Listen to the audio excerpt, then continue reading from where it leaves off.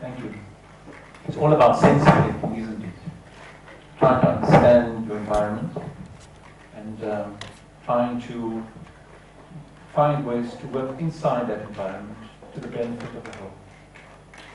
I'm afraid in South Africa and many other countries, we've had a great deal of difficulty with sense making.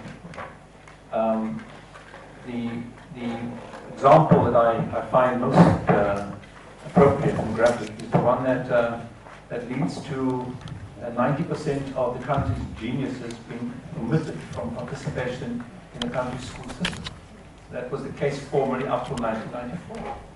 Now, what kind of country can make sense of its future by making a decision that it would not equip 90% of its people from participating? It's just brain disease. And the fact that the regime was able to convince large numbers of people that this could work, and that it could work forever, means there was no sense making on their part either. And so what I'm going to look at then was the opportunities for sense making, big sense making in our country. The party did what it did, it was no sense at all, it came crumbling down, left us with a horrible legacy. But then Soweto was a moment of possibility for education. Sense making. What are these young people marching about? They're marching about an education system. They're marching about an education system that will enable them to compete with the world.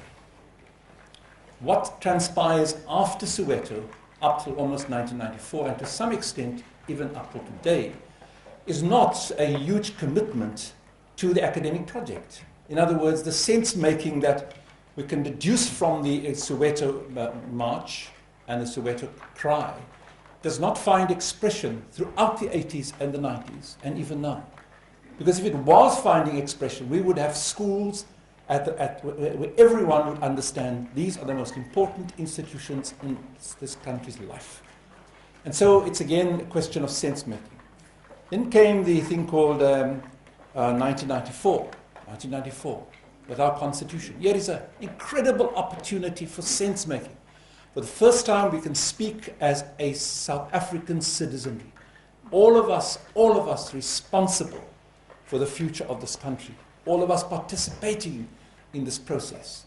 Well, that sense-making also didn't endure, because soon we were back into race things and all other kinds of impediments to this question about how do we work together as South Africans to do things in the interest of South Africa. I always think of Robert Sobukwe and his idea that South Africans are African people, or people who have this country at its heart. Then we got to HIV and AIDS, another opportunity to bring the country together. Because AIDS is a devil of a virus. We all know that now. And to deal with it is very, very difficult because it's so very, very personal. And as a consequence of which, if we had found a way for all South Africans to understand all of this and say, we're going to attack this virus, we're not going to run away from him. We must fear it, for it is dangerous, but we must not fear it so that it paralyzes us.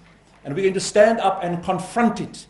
And to be able to confront it, you must find all South Africans participating in this process. In other words, we must not, when he comes and says, Mom, Dad, husband, wife, I have HIV, I'm HIV positive, it must not be castigated. There must be no punishment to the person as a consequence of that. And that's part of the ways in which we would have been building in our country a new consciousness. It didn't happen. And so we missed that opportunity as well.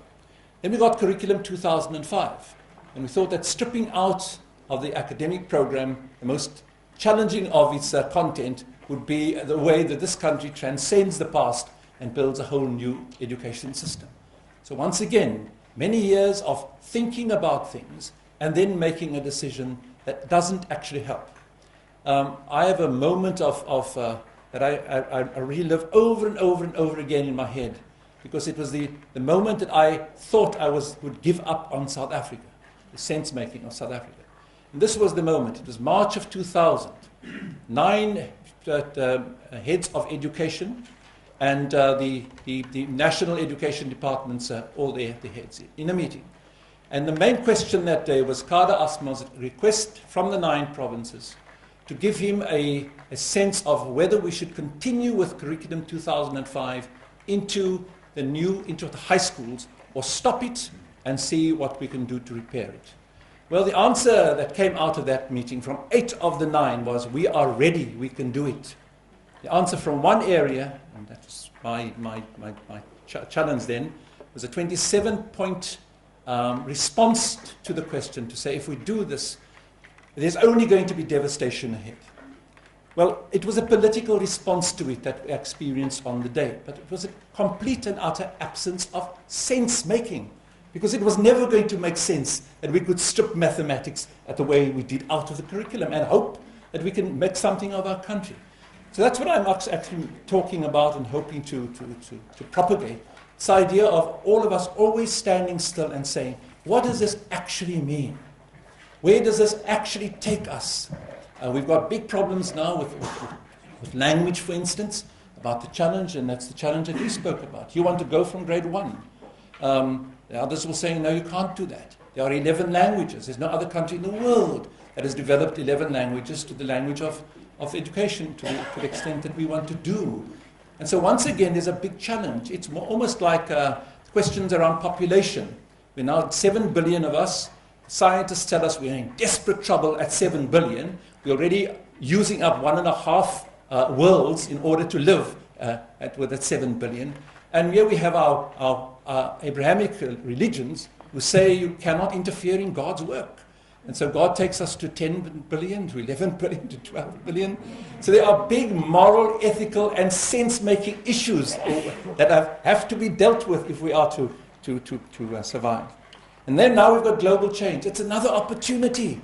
It's another opportunity to sit back and say, what's happening around us? What should we be doing? This should be the discourse in the country. This should be what the principals have responsibility for, to make sure that every child leaves there being able to make sense to the best of his or her ability.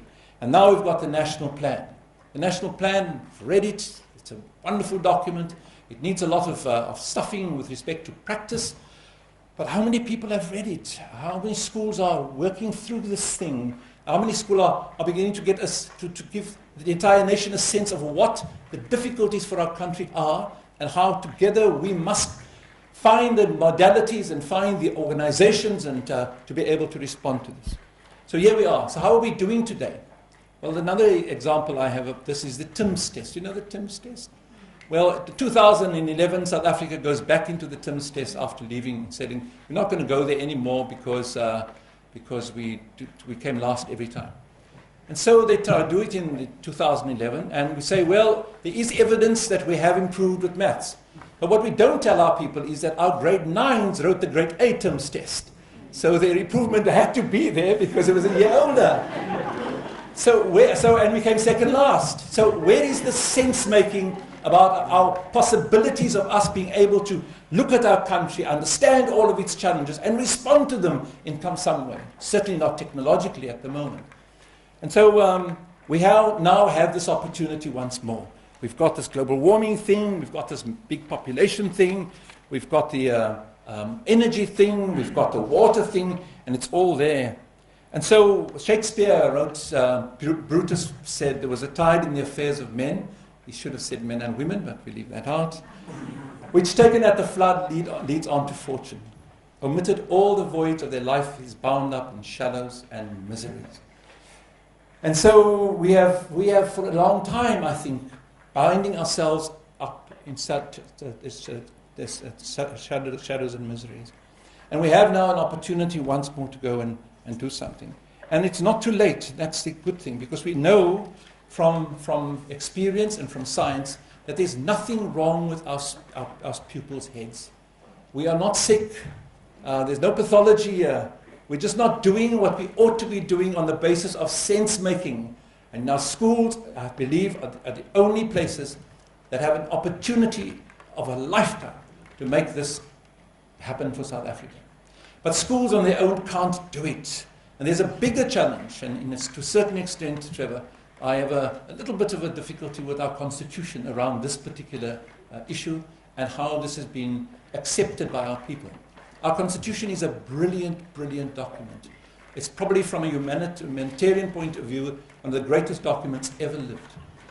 But as a consequence of our putting the Bill of Rights inside the Constitution, we are in the danger of creating a nation of parasites or a nation of people of beggars. We are sitting back and saying, it's our right by law that the state do this for us. And so we have this difficulty, because it should have been, if we work together, all of us, for the next 30 years, all of us will have homes. Now we say it's our right by law to have it. And the ways in which we are going to deal with this and break this down is when we once again do what apartheid broke down so significantly. How we find a way for people to commit in the spaces that they own. In other words, in the communities that they own, whether it be the community they live in, or the school as a community, or a team as a community. In the communities that they own, to start taking leadership in those communities and saying to one another, our state has done a marvelous job. South Africa's government has done a marvelous job in so many respects, with very little resource. So here we have a challenge then, that our communities have to rise to the challenge of taking control over their own space, to own that space, to commit to that space, to work hard for that space, and to develop good relationships with others in and through that space. So what I believe ought to be happening in South Africa at the moment is every community with a school at the heart of its community. Every community should be building once again what we had in the past, where the people in District 6, where I came from, never went hungry. Never went hungry. Where those who had other ways of understanding their gender were never castigated. It was an embracing of people in a way beyond reason almost. We've got to get back to that. We've got to take back our communities with the school right at the head of that project. And as a consequence of that, give South Africa a chance to have national sense-making, and on the basis of that, save our country. So,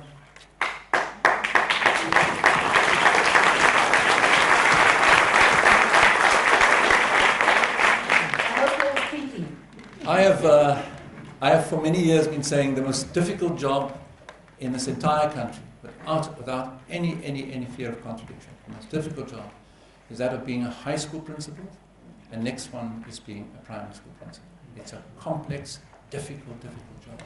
And these people are real giants, and that's why I must say to government, don't castigate them in public. We must build their sense of self-esteem so that they are able to be recognized in their communities as very, very special people who can be right there in the middle of leading this challenge to reconstruct family and community in South Africa. Thank you.